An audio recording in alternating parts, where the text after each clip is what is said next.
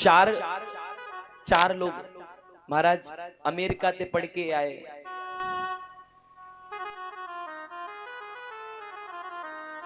भारत में आए, बीच में गंगा नदी थी, भारत में आए। अब चारों बैठे, बीच में गंगा पड़ती थी कि घर कैसे जाया जाए।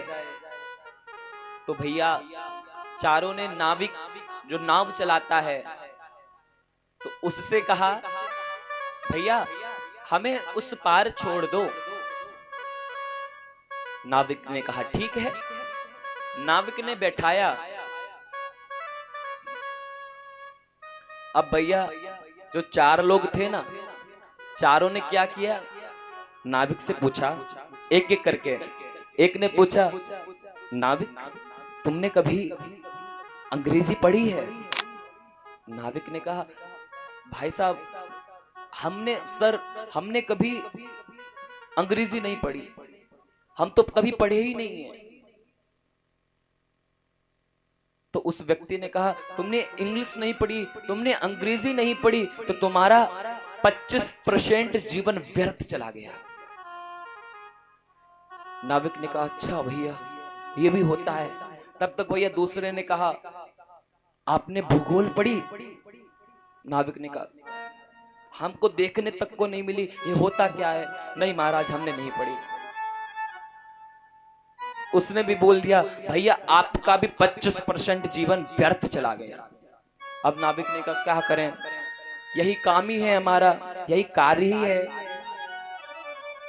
अब तीसरे ने कहा भैया आपने सामाजिक विज्ञान पढ़ी? नहीं पढ़ी। तो आपका 75% जीवन है व्यर्थ चला गया। अब महाराज गंगा में बीचों बीच में आए नाविक लेकर बीचों बीच गंगा में पहुंचा। तब तक भैया गंगा में भवंडर आने लगे, जो नाव थी उलट पुलट होने लगी। अब तो जो चारों जो विदेश से पढ़ के आए थे, अमेरिका थे, वो कहने लगे ये क्या हो रहा है। नाविक बोला ये नाव अब पलटने वाली है, हम लोग गंगा में समाहित होने वाले हैं। नाविक ने पूछा आपको तैरना आता है? चार बोले भैया हमें तैरना नहीं आता। तो आज नाविक बोला भैया अगर तुम्हें तैरना नहीं आता तो तुम्हारा 100% जीवन व्यर्थ चला गया।